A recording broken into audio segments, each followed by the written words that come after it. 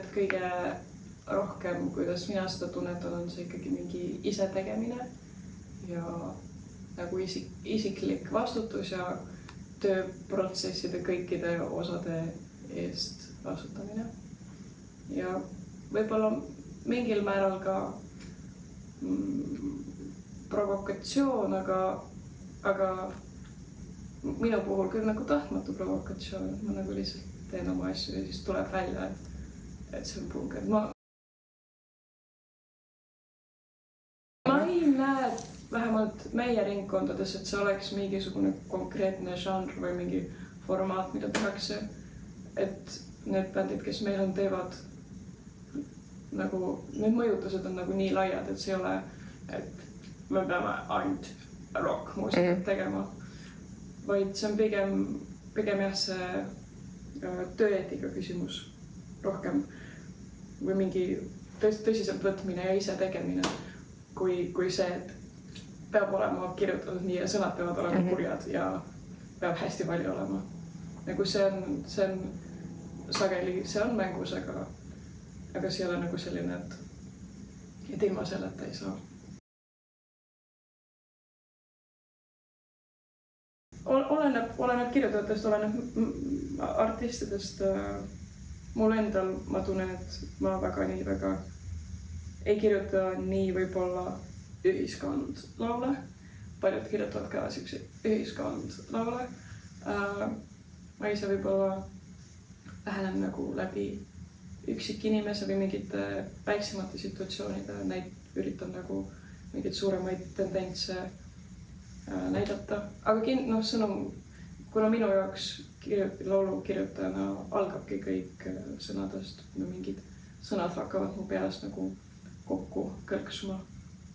Ja et minu jaoks muidugi sõnum on oluline. Aga on ka neid, kes kirjutavad kõigepealt muusika ja siis sõnad. Aga see ei tähenda, et see sõnum ei oleks seal sama oluline, sest see mingisugune algimpulss on ikkagi sama. Ja et kui küsida, et milline on punkmuusika, siis ma arvan, et see ei ole ka nendes sõnades või selles viisis või nendes instrumentides, mida kasutatakse, vaid asi on pigem selles algses impulssis samamoodi, et see tuleb nagu mingist teatud kohast.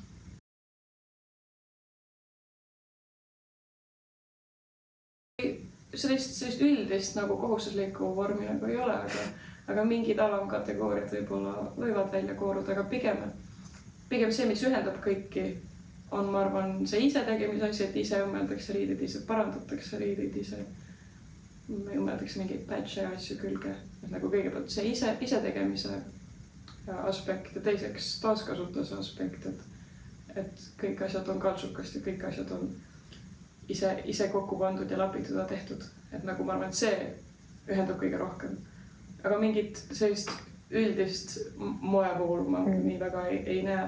Et osad näevad välja nagu nad oleks 80, osad näevad välja nagu nad oleks geograafiaõpetajad, osad näevad välja nagu 16-aastased kooditüdrukud, sest et need kõik on nagu esindatud. Ja selles mõttes need võib-olla, kes alles satuvad, et nemad ikka tunnevad või kuidagi, et nemad näevad esimest eeskujudena, näevad nagu mingi vanema generatsiooni asju. Umbes nagu, et kui Villu Tamme kõigepealt hakkas punkariks, siis ta nägi kõigepealt seda Sex Pistolsi kleepsu ja selle pildi järgi mõtles, et jah, ma tahaks ikka olla. Võib-olla mingitel noorematel tüüpidel on ka natuke seda, et nad mõtlevad, et nad tahavad nagu seda mingit ideaali nagu täitavad. Kuna need eeskujud on sellised, siis nad tahavad olla nendega sarnased. Aga need, kes on natukene juba kasvanud, nagu võib-olla rohkem väljuvad sellest ühtsest vormist rohkem.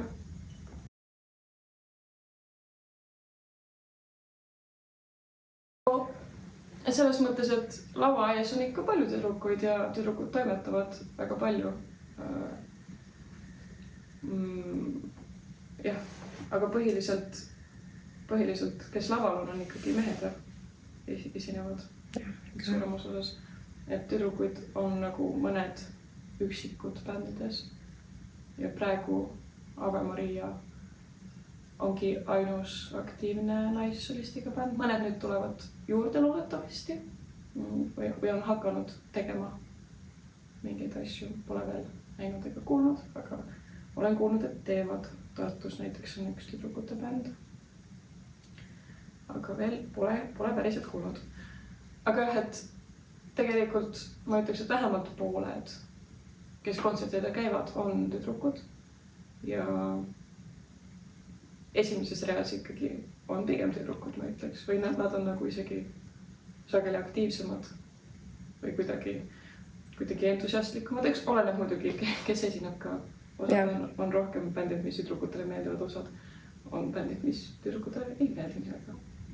Jah, mingil määral nagu selline jaotus on, et tüdrukutel on pigem nagu toetavad rollid, tüdrukud müüvad pileteid, tüdrukud müüvad patche, tüdrukud teevad siini, tüdrukud teevad süüa, tüdrukud koristavad pärast, pesevad põrandat, rohkem nagu kui on laval. Selles mõttes poisitavad ka kõiki neid asju, aga võrreldes sellega, et jah, kes on rohkem laval ja kes koristab, on ikka pigem niipidi. Aga selles mõttes ma arvan, et need, kes neid koristamis- ja piletimüümise asju teevad, nad on nagu valinud, neile meeldib seda teha. Aga jah, pigem on tüdrukutel vist rohkem toetavad rollid kui esinemisrollid.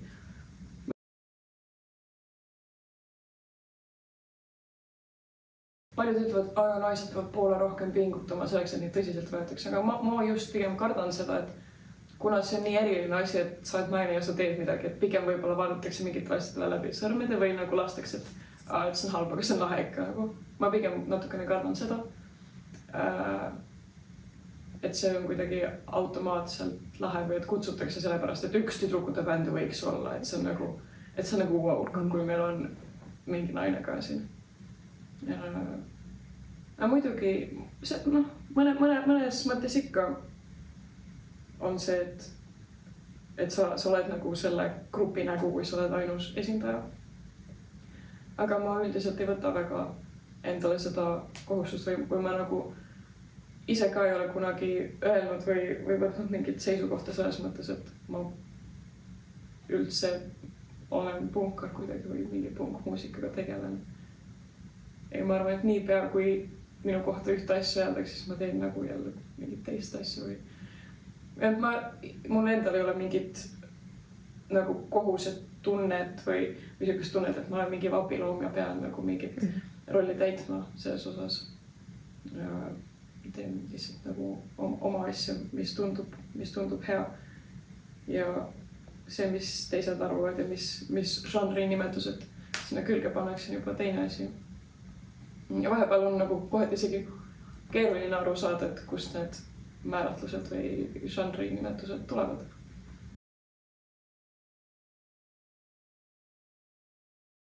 No Tallinnas on põhikoht Ülasöö, kus head laivid ja päris laivid toimuvad ja kuhu pahasid laive ei satu. Ja Tartus on Hell põhine koht.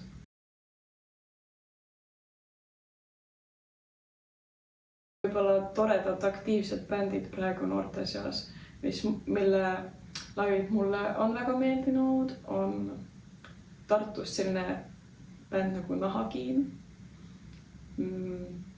Ja Tallinnast, mis on praegu võib-olla kõige tähtsamad, on Skone ja CC, mis mulle kõige rohkem meeldivad. Ja samamoodi üks uuem bänd, mis ei ole nii väga võib-olla punk, aga meiega samas maailmas toimetav Nova Lux.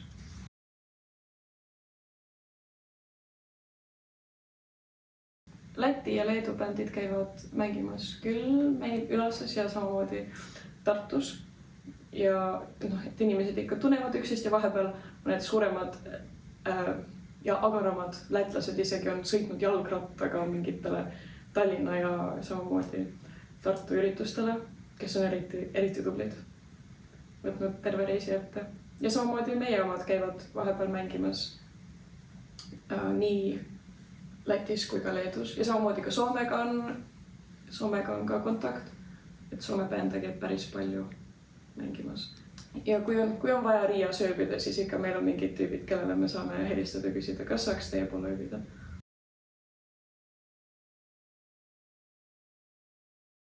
Me oleme käinud Ave-Mariaga 2 korda, me käisime eelmise suve lõpus oli Seven Wonders of the World festival, tüdrukute festival see aasta siis, kus oligi nagu tüdrukute bändid ja me mängisime seal ja siis nüüd hiljuti me mängisime veel ka veebruaris Riia Kunstiakadeemia karnevalil. Nii et me oleme paar korda käinud ja ma arvan, et küll me jõuame veel.